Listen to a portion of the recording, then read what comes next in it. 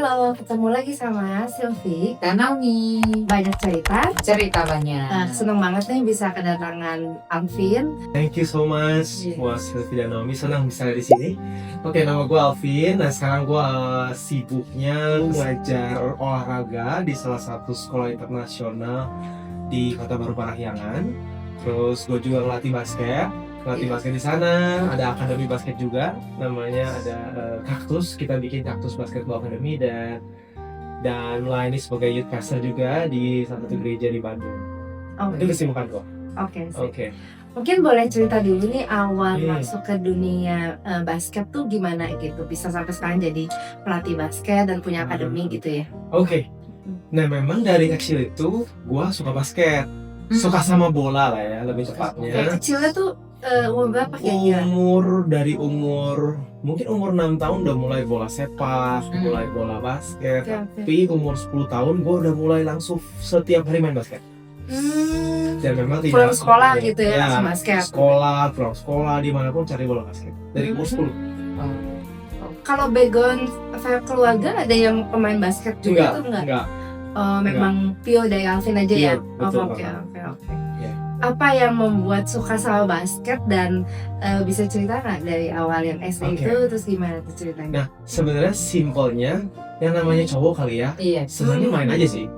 Golnya main, senangnya cari menang. Terus senangnya ya gue bagaimana waktu menang itu gue disorakin.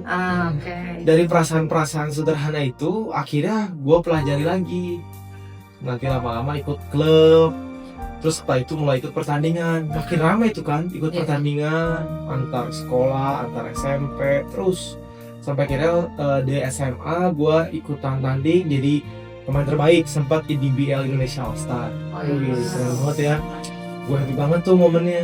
Nah, akhirnya terus sampai kuliah pun dapat beasiswa olahraga full. Ya, beasiswa olahraga full di Bandung, di kampus di Bandung. Dan terus ya akhirnya ikut pertandingan di skala kampus, skala nasional. Jadi terus aja bertanding. Dimulai dengan perasaan sederhana itu, gitu. Oke. Berarti udah sampai masuk ke pelatnas atau gimana nih? Oh, waktu itu sempat bela Popnas. Popnas itu jadi pertandingan olahraga pelajar nasional, cabur basket, ya, dari Jawa Barat. Terus sempat ikut Prapon. Prapon itu jadi untuk pekan olahraga nasional. Di tahun 2011, Popnas 2009. Jadi ketahuan deh umur gua ya. Gak apa-apa, masih muda kita. Iya. Nah, jadi di situ memang aktif. Nah, gitu deh. Perjalanan itu jadinya bikin Alvin tuh pengen jadi atlet berarti gitu. Bener. Atlet basket. Atlet Nah, basket. tercapai nggak tuh? Itu dia ya. Saya harus ceritain dari sisi kesedihannya. Jadi singkat cerita, gue tuh ngelihat, wah bagus terus nih secara karir olahraga gitu ya, dari SD, SMP, SMA. Nah, pas kuliah nih, begitu dapat beasiswa di kuliah ini, saya jujur kata gue kurang bisa bersaing. Kurang bisa bersaing, seperti loh kok kayak gue kehilangan mentalnya, kehilangan dan sebagainya, turun banget performanya tuh Pas kuliah berarti? pas kuliah Oke. begitu ada penerima beasiswa itu. Nah, pas kuliah setelah turun masih tetap pengen berjuang karena gue pikir asik ya. Nah, ini sih sebenarnya waktu dapat menang, dapat ujian, jadi apa ya bahasanya, mungkin mentalitas selebriti kali ya, senang dipuji-puji, senang gitu sensasinya. Terus gue dari kecil gak bisa lupa tuh, gue sering nonton namanya film namanya MTV Cribs, pernah nonton nggak? Enggak ya? Enggak. Di Global TV dulu zaman gue tuh. Oke. Nah, MTV ya yang ada MTV. Nah, di situ tuh dia suka nunjukin rumah atlet-atlet basket di Amerika. Ih, kaya lagi ya, terkenal kaya, terus cuma main basket, happy, asik ya. Nah, jadi itu sebetulnya yang terus mendukung gue pengen jadi atlet terkenal. Nah, tapi akhirnya gue belum berhasil, harus berakhir di tingkat kuliah. Karena akhirnya waktu ke profesional, belum ada klub profesional yang mengingini gue, tertarik dengan gue. Nah, akhirnya gue berhenti di situ. Oke. Sudah deh, moving ke profesional. Oke. di dunia itu kan berarti banyak tahapan ya kok ya. Pernah punya harapan terus habis itu nggak mencapai dan sebagainya. Terus yang aku dengar juga entah tiba-tiba atau gimana ya, tiba-tiba kok aku pas kita ngobrol kan punya sesuatu value yang rada-rada beda daripada yang lain ya. Iya. Dimana salah satu value-nya adalah memberi dulu nih sebelum menerima sesuatu gitu. Apalagi misalnya kan tadi harapannya banyak gitu. Maksudnya kadang kita berpikir, aduh hidup gue aja belum beres gitu. Banyak hal yang gue belum capai, kok musingin memberi ke orang atau memperhatikan orang lain gitu. Oke. Gimana tuh kok? Mungkin gue akan cerita gimana menghadapi kekecewaan gagal di situ belum berhasil lah ya. Betul. Jadi sebenarnya di tim basket kampus gue itu waktu gue secara performa basket ya belum belum bisa bersaing, tapi banyak value yang didapat. Salah satunya yang tadi soal memberi secara keuangan. Ya, jadi pelatih gue ngajarin bagaimana dia memberi dan memang terlihat dalam hidupnya dan gue sangat menghormati beliau. Ya, sangat menghormati beliau sampai hari ini hubungannya juga baik, belajar banyak. Ya, bahwa kita hidup perlu memberi. Kenapa? Karena background gue dari kecil bukan keluarga yang berlimpah secara materi, sehingga seringkali suka berpikiran takut kurang. Takut kurang. Jadi ada mentalitas penuh ketakutan, mentalitas takut kurang. Nah, malah di masa-masa basket itu gue diajarin memberi. Dan memang shifting terjadi ketika gue belum bisa menerima kondisi gagal itu. Ketika ganti mindset itu loh, belajar berkontribusi, belajar memberi. Singkat ceritanya, jadi dulunya pemain all star gitu ya, waktu SMA. Begitu di kuliah, gue jadi pengen menjadi pemain cadangan yang tetap berkontribusi. Pemain yang di luar spotlight, tapi tetap berkontribusi. Berkontribusi bukan secara permainan, tapi berkontribusi juga secara non materi lah ya. Non materi itu support, motivasi, dan juga memang itu yang akhirnya membawa sampai hari ini. Walaupun gue secara keuangan mungkin belum terlalu gimana gitu ya, tapi selalu punya mental untuk pengen memberi. Iya. Karena gue percaya waktu kita memberi, kita dipercaya ya. Betul. Bagus sih untuk bisa menerima, tapi ternyata lebih baik waktu kita bisa memberi lebih. Artinya kita lebih berharga. Nah, itu sebenarnya sebuah nilai yang gue percaya. Makanya waktu sekarang di coaching ya, saya untuk cut the story sekarang kan mulai melatih basket juga. Belajar untuk bagaimana untuk memperhatikan pelatih-pelatih yang bareng sama gue, memperhatikan pemain-pemain, ya, untuk bisa support. Ada pemain yang misalnya gue rasa kayaknya dia secara finansial belum bisa nih bayar iuran dan sebagainya. Gue coba untuk memikirkan, ya, walaupun kadang-kadang nggak di klub kita, di akademi kita juga sih gitu. Di akademi di Bandung, kan kita fokusnya di Kota Baru Parahyangan. Di Bandung kita coba pikirin. Nah, itu sebenarnya dimulai filosofi itu dari tim basket kuliah itu. Jadi banyak pelajarannya tuh. Bagaimana di posisi tadinya star, terbiasa, terus di posisi akhirnya jadi pemain cadangan, yang kadang-kadang orang nggak tahu gue pemain atau bukan gitu kan. Ya, pemain latihan dan pemanasan. Itu pasti secara psikologis kena banget ya. Kena maksudnya. banget. Aku juga dulu kan suka olahraga. Ya, kita olahraga pasti cari tepuk tangan dan lain-lain ya. Betul. Cari apresiasi ya. Begitu turun-turun, apalagi dulu kalau aku main futsal, soccer. Kayaknya kalau dapat gelar kapten tuh keren. Tiba-tiba kaptennya dicabut. Itu tuh. Nah, itu perasaannya terus drop gitu. Karena kan udah nggak ada yang fokus lagi sama kita. Bener, spotlightnya udah bukan di kita. Jadi tapi bisa memberinya dengan non materi itu kayak gimana tuh Kok? Maksudnya as a player kan mungkin kadang ada kita bilang enak aja lo gini gitu atau misalnya sekarang Koko kan udah punya akademi sendiri, mungkin memang leluasa lah ya, tapi di saat posisi lagi down tapi bisa memberi, itu salah satu contoh yang dilakukan apa misalnya? Simple, futsal mirip lah ya. Kita latihan futsal atau latihan basket gak dimainin, itu kan permainan olahraga tim. Kita pasti malas latihannya. Nanti juga gue gak dimainin, ngapain gue latihan rajin. Tapi gue mulai 1 tahun tuh saya pernah mengalami perasaan itu. Gue males banget nih datang latihan, percuma, nggak akan dimainin waktu tanding. Percuma, gue nggak akan kepake. Tapi akhirnya mengerti bahwa itu tuh membangun mentalitas ego, dan akhirnya membangun juga sebuah value bahwa lu tuh bukan seseorang kontributor loh gitu. Dan di situ memang yang membuat berubah, dalam setahun saya menemukan satu statement bahwa hidup ini bukan tentang saya. Gitu aja. It's not about me loh. Dalam seluruh area kehidupan harusnya memang nggak semuanya harus terpusat di saya gitu kan. Nah akhirnya saya dapat ide aplikasinya gimana. Jadi setiap latihan gue pastikan pemain inti gue, kan waktu itu juara nasional tuh 2 kali berturut-turut. Pemain inti gue harus menemukan lawan yang bagus di latihan. Ya, terus berikutnya lagi di sesi briefing, team meeting, after game, pastikan gue supporter terbaik lewat suara gue. Gitu. Jadi entah mencapaikan kalimat motivasi yang membakar. Ya, makanya mungkin ya Tuhan kasih gue karunia lumayan bisa ngomong kali ya, komunikasi. Ternyata itu yang gue temukan juga. Karena mencari cara untuk berkontribusi di tim. Jadi ingat banget waktu itu di final pertama tahun 2012, gue bisa bete setelah timnya juara 1 nasional pertama kali. Bisa bete karena gue nggak dimainin. Karena kayak nggak ada andil di situ. Karena nggak ada andil. Tapi di tahun kedua begitu saya mengerti statement itu, it's not about me loh. Loh ini aja udah jelas tentang tim.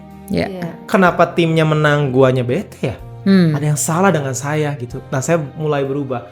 Di tahun kedua, saya ingat banget tahun pertama saya main 6 menit tuh di final. Tahun kedua, saya even gak ada di bangku cadangan. Ada di bangku penonton sebagai pemain rollingan. Tapi bahagia sekali. Karena ada shifting value itu memberi kontribusi. Jadilah kontributor, jadilah giver gitu kan. Nah akhirnya gue malah di situ happy. Cari cara. Ingat banget sebelum final, saya ngomong di tim meeting, saya bicara tentang menyemangati mereka, membakar semangat mereka secara spirit dari sisi gue pengen support yang terbaik, dan semua pemain-pemain inti merasakan kontribusi saya gitu. Padahal waktu itu posisinya belum jadi pelatih kan? Belum, gue masih jadi pemain. Pemain ya. Jadi pemain basket itu kan ada 12. Mungkin saya pemain ke-15. Berarti nggak ada di list. Nggak ada di list.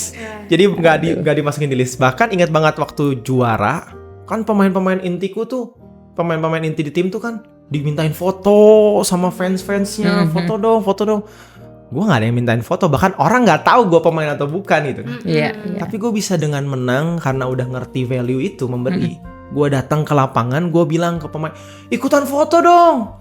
Gue juga pemain loh. Tapi dengan jokes kan. Dengan jokes bukan gitu. karena left out gitu. Iya, dan itu saya rasa itu sebuah value yang kita bisa pegang sih. Memberi adalah membuktikan bahwa kita kontributor. Ya gitu. Wow, luar biasa ya. Titik baliknya apa, Vin, dari yang kan nggak jadi atlet ya. Akhirnya pas abis kuliah tuh akhirnya ke profesional ya, main cerita. Nah itu titik baliknya itu gimana gitu.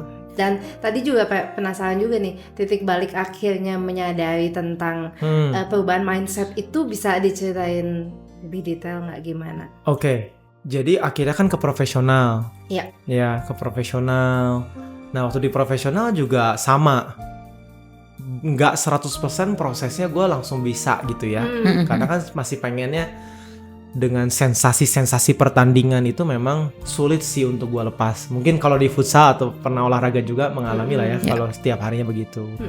Ya, dan akhirnya waktu di profesional gue sempat juga pindah-pindah pekerjaan. Ya, sampai akhirnya balik lagi sih. Yang problem itu kadang-kadang gue waktu pindah-pindah pekerjaan menyalahkan. Mengulang lagi tuh, waktu dulu gue menyalahkan kondisi tim. Terus akhirnya menemukan gue perlu belajar memberi. Nah waktu di profesional gue belajar akhirnya untuk bisa komitmen. Untuk belajar komitmen, untuk belajar punya mentalitas konsisten nih gitu kan. Memberi, again lagi belajar tentang memberi. Kadang-kadang mikir gue dapat gaji berapa, segini doang, kerjanya secapek ini. Mulai hitung-hitungan. Which is itu nggak salah sih untuk kita profesional, kan transaksional juga. Cuman kalau itunya terlalu besar porsinya, sedangkan gue pengalaman belum ada. Orang kalau ditanya pengalamannya ngapain, basket doang gitu kan. Gak ada pengalaman gue di marketplace gitu kan. Ini juga baru pertama kali, syukur lu diterima gitu kan. Kalau ditanya kuliah lu ngapain juga basket gitu loh. Highlight terbesarnya gitu kan. Nah akhirnya gue kerja pindah-pindah, sempat akhirnya saya cukup lama akhirnya di perbankan. Karena akhirnya ngomong ke diri sendiri, kayaknya saya yang bermasalah nih. Saya sempat pindah kerja dalam 2 tahun 5 perusahaan. Wow, Di industri yang berbeda-beda? Beda. Sempat 5 perusahaan. Kayaknya ini saya yang bermasalah. Makanya akhirnya gue mau ngambil kontrak ya di salah satu perbankan. 2,5 tahun tuh di sana.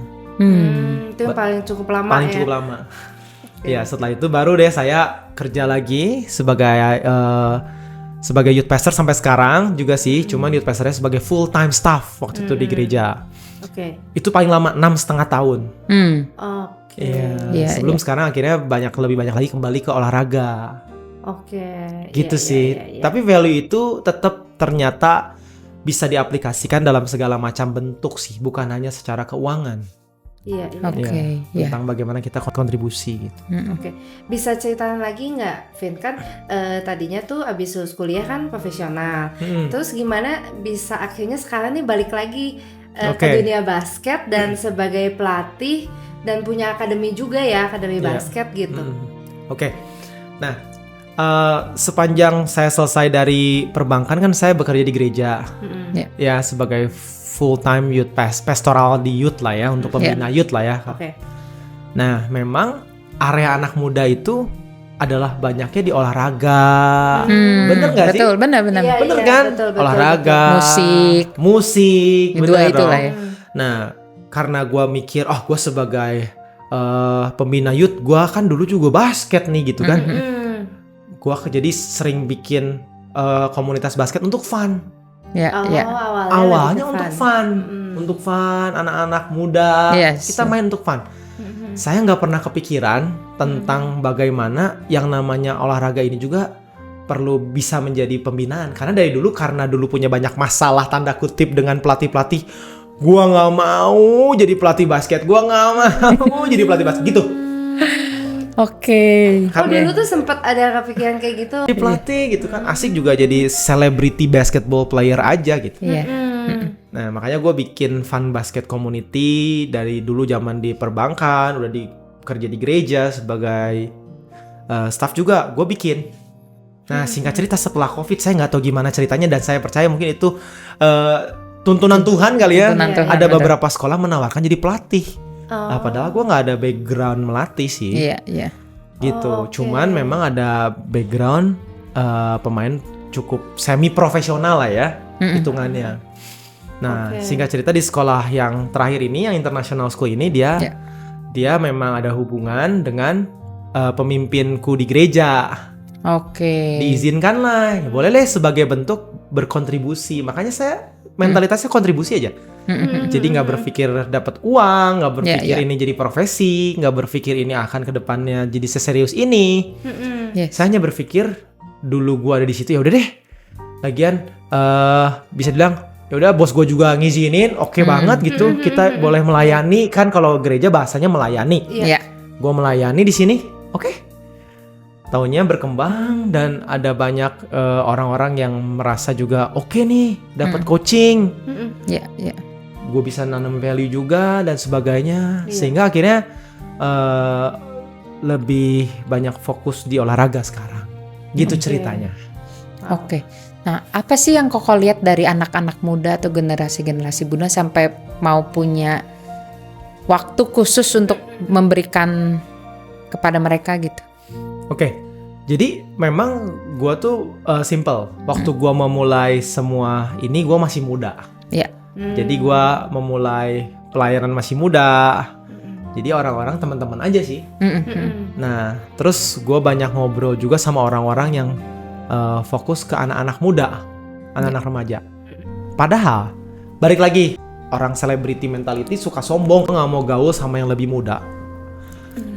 Yang lebih bawah dari gue permainan olahraganya. Atau yang lebih bawah dari gua apapun itu. Jadi inget banget waktu pertama kali gua masuk ke gereja pun, ya gua sebenarnya sebelumnya bukan orang gereja gitu ya, karena di atlet. gue nggak mau bergaul sama anak sekolah minggu, remaja, nggak mau. Oke. Tapi ternyata Tuhan mungkin tahu kali ya caranya. Yang namanya kita lebih dulu, udah lebih senior, dalam arti usia, pasti kita punya pengalaman. Ya kita bisa jadi teladannya di mana? Betul. Yang lebih muda. Simple banget jadinya. Makanya terus gue cari lagi area-area yang suka olahraga paling banyak di mana? Pertandingan antar sekolah. Betul. Makanya gue sering hadir di pertandingan antar sekolah. Bahkan sekarang karena udah melatih, gue sering ikutan. Nah tanpa disadari, kecintaan gue dengan anak muda semakin bertumbuh tuh. Bahkan sebelum gue bikin akademi basket udah sering hadir juga di pertandingan-pertandingan sekolah. Sebagai apa? Ya Nonton sebagai pelayan, pembina youth aja gitu. Oke. Anak yang gue bina tanding basket nih gue hadir. Oke.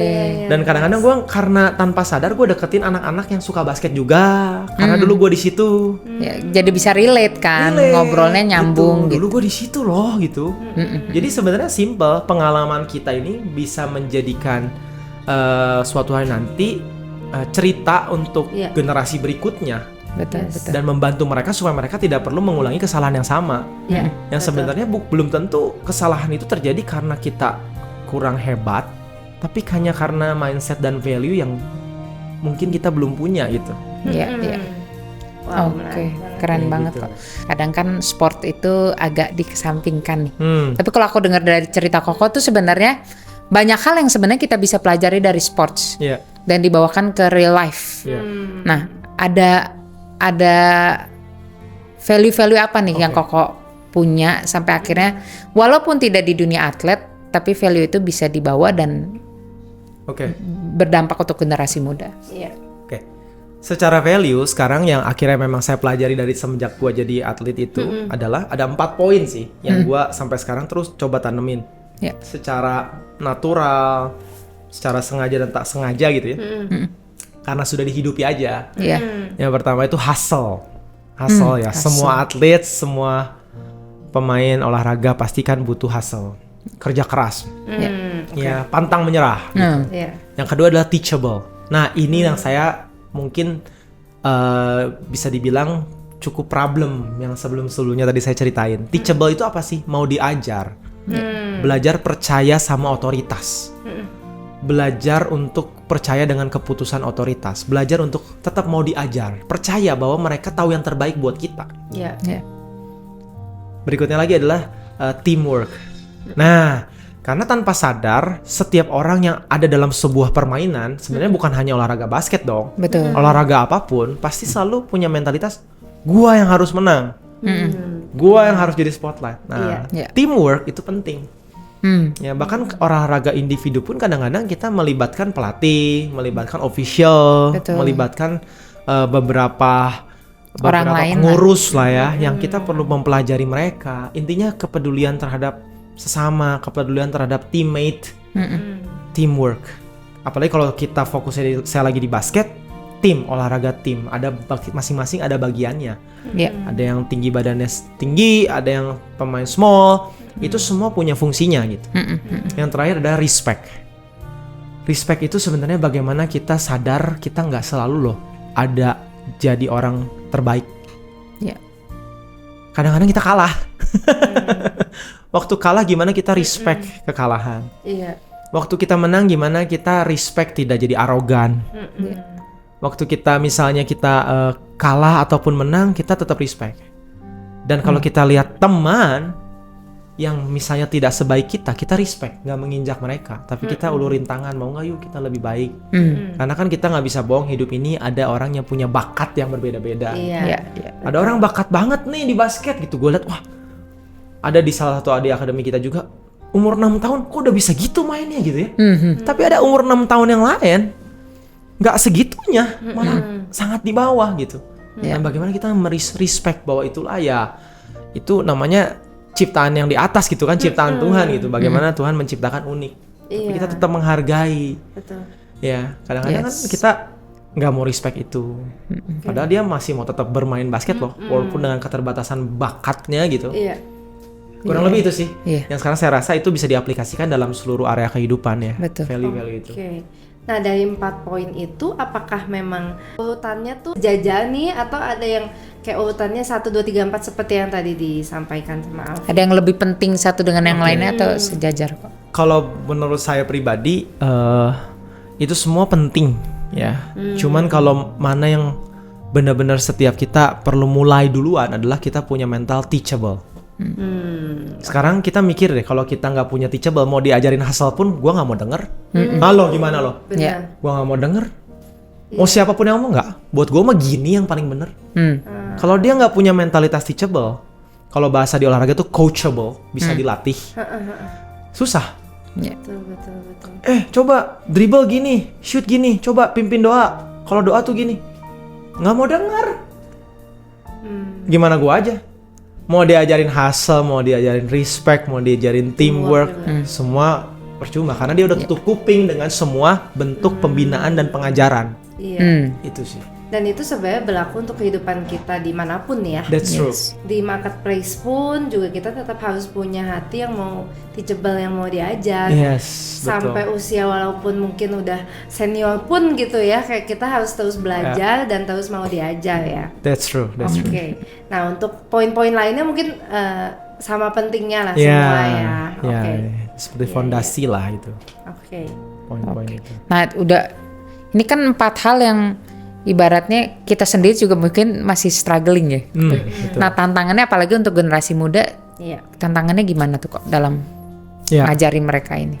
Generasi muda yang sekarang kita lihat bersama adalah generasi yang melek digital, betul nggak sih? Betul. Generasi yang mungkin mereka bisa menemukan banyak knowledge. Sehingga memang kemudahan instan itu kan tantangan kan. Ya kalau kita konteks dalam olahraga, jujur kata permainan di usia sekarang itu jauh lebih baik dibanding angkatan gua dulu. Gitu. Misalnya ya bahasa simpelnya anak-anak SMP sekarang kok kayaknya udah bisa melakukan apa yang dilakukan anak SMA dulu gitu. Terus ditambah lagi sekarang dengan berbagai metode pembelajaran yang udah lebih difasilitasi gitu. Contoh private. Dulu gua nggak pernah di private. Nah, sehingga tanpa sadar ability atau kemampuan tuh mereka bisa mudah capai. Maka dari itu fokus terpenting adalah bagaimana kita memperbesar kapasitas hati mereka tuh supaya punya value-value tadi. Karena kan secara ability mereka punya, tapi kadang-kadang secara menghadapi kekalahan. Benar. Apakah mereka mau hustle bangkit lagi? Menghadapi tim mate tiba-tiba ada orang masuk ke tim dia lebih hebat dari dia. Apakah dia bisa tetap semangat? Ya nggak? Menghadapi pelatih misalnya tiba-tiba mengambil keputusan kamu nggak lagi jadi pemain utama tapi jadi pemain cadangan seperti di hidup gua gitu ya. Nah itulah butuhnya sebagai coach, sebagai teacher saya gitu ya, mendampingi sisi mereka berproses secara emosional, berproses secara mental, sehingga value-value itu terus perlu ditanemin.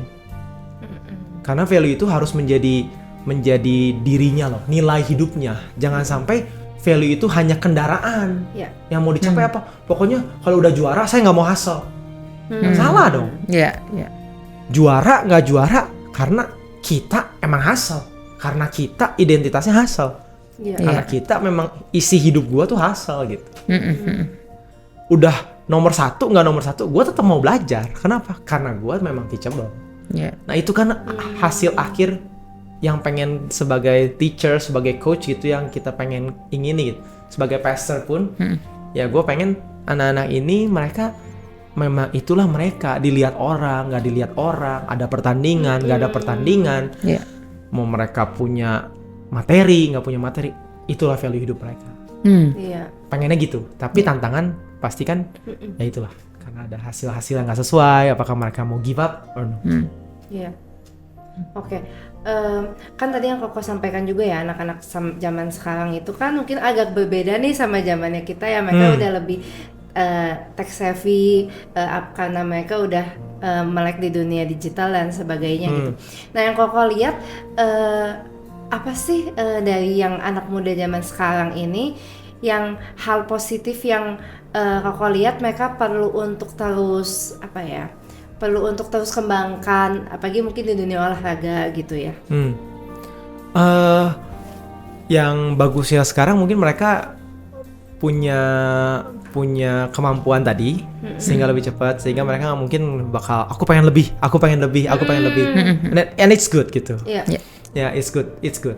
Nah cuman memang karena digital ini pun kan mempertontonkan sebuah achievement atau bahasa yang sering kepakai kan, kita memang memamerkan lah ya, mempertontonkan tanpa sadar. Ada comparison trap di situ, perbandingan dan sebagainya. Nah, gimana anak-anak ini bisa tetap secure bahwa akhirnya yang dia fokuskan lakuin itu bukan untuk mencapai sesuatu, tapi memang diri dialah yang seperti itu.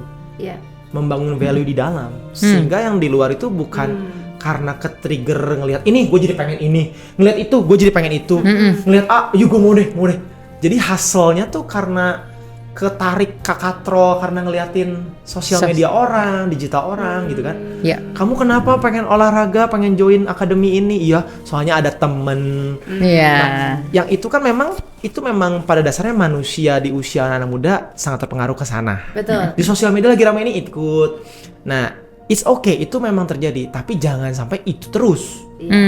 Bagian kita, yuk kita sama-sama bangun value, kita kesana dengan sebuah tujuan, ya karena value kita kesana. Contoh kayak gue nih, gue berharapnya gini ya, gue punya talenta di olahraga basket. Gue yakin gue punya talenta itu, gue pengen pakai talenta ini untuk apa? Untuk berkontribusi, supaya anak-anak muda bisa bermain olahraga basket plus punya value. Jangan sampai cuma gini, supaya anak-anak muda bisa juara sehingga gue jadi pelatih yang berprestasi. Jangan sampai situ gitu kan. Betul. Prestasi itu ya harus, kita pengen semua itu. Karena nggak bisa juga kalau kita cuma pengen nanamin value tanpa ada yang namanya achievement. Tapi achievement itu jangan sampai hanya itu. Karena kalau hanya itu, begitu kita sudah beres masanya, kita jadi orang yang nggak bisa gak bernilai lagi nantinya. Nah, jadi sesuatu value yang bisa long last. Itu sih yang saya pengen dorong anak-anak muda untuk punya value yang long last gitu. Mantap kok. Iya. Kok kan udah lama nih berkecimpung ke anak muda ya. Dengar-dengar kemarin pas ngobrol juga ada nulis buku gitu ya. Nah, mungkin bisa cerita sedikit nih tentang bukunya. Ini anak-anak muda itu kan pasti ada di area relationship juga. Tanpa sadar, walaupun gue suka olahraga dan sebagainya, tapi seringkali ngegalauin pasangan hidup. Betul. Dan gue punya banyak cerita akhirnya dari pacar pertama gue yang sekarang nikah. Jadi gue pacaran sekali dan sekarang dia jadi istri gue. Kita bikin buku. Kenapa bikin buku ini? Karena sama sih balik lagi tentang lust, nafsu atau cinta. Ya, kadang-kadang kan balik lagi. Kalau love itu memberi, nafsu itu pengennya ngambil. Betul. Gue sering kali bilang I love you, padahal gue pengennya ngambil dari dia. Nah, itu sebuah prinsip dalam sebuah hubungan sih. Bagaimana hubungan ini perlunya kan kita nggak hanya ngambil terus pengen gue dapet cuan apa dari dia, tapi kita perlu bagaimana sih bisa mendiagnosa apakah gue lagi loving them or am I loving them or just lust gitu. Nah, karena dalam hubungan gue banyak belajar, ternyata gue banyak lust nih dalam romance relationship-nya.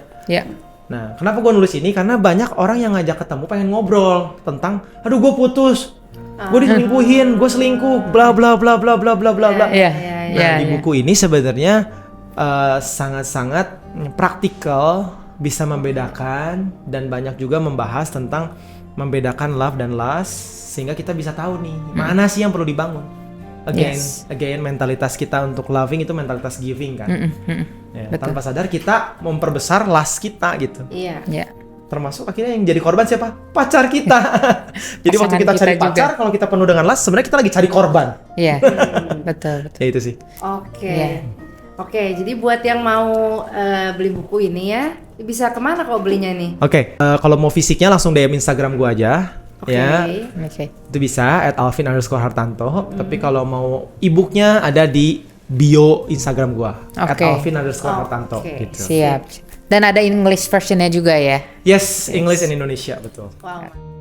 Terus ada bisa kasih pesan apa nggak kok untuk anak-anak muda nih yang sekarang yang memang lagi berjuang ataupun lagi misalnya ngalamin hal yang sama, dia pengen di dunia atlet tapi nggak bisa, ataupun sebaliknya, pokoknya dia punya sesuatu tapi nggak bisa dapet. Kok ada pesan apa enggak? Oke, mungkin kalau buat anak-anak muda, tadi gue jelasin soal 4 value penting ya, 4 value penting. Milikilah value itu, dimulai dengan teachable. Jadi teachable ini usul saya, lu perlu punya banyak mentor. Gimana sih cara cari mentor? Simple, kakak, mister, atau coach, atau siapapun yang lu lagi pengen kejar untuk jadi mentor lu, minta waktunya aja. Boleh nggak minta waktu 30 menit, pengen nanya. Perbanyak momen untuk lu lakuin itu. Ke pelatih lu, kalau lagi di olahraga, minta waktu mereka untuk ngobrol. Sehingga mungkin di situ kita bisa punya banyak nilai-nilai atau pengalaman-pengalaman yang kita nggak perlu ngulang. Ya, ditambah lagi hustle, respect, teamwork. Itu supaya apa? Supaya bisa berjalan jauh. Supaya lu bisa berjalan jauh. Sebagai anak-anak muda, sebagai generasi muda, bisa berjalan jauh. Nggak berjalannya deket atau jangka pendek doang. Tapi ketika kita terus pegang nilai itu, kita bisa respect, kita menghormati orang, kita bisa bekerja secara tim, pantang menyerah, punya fighting spirit yang kuat. Gue yakin anak-anak muda pasti bisa menemukan tujuannya ketika punya value-value itu. Itu sih dari gue. Iya. Mantap. Hai, nama gue Alvin. Stay tune di sini. Banyak cerita banyak.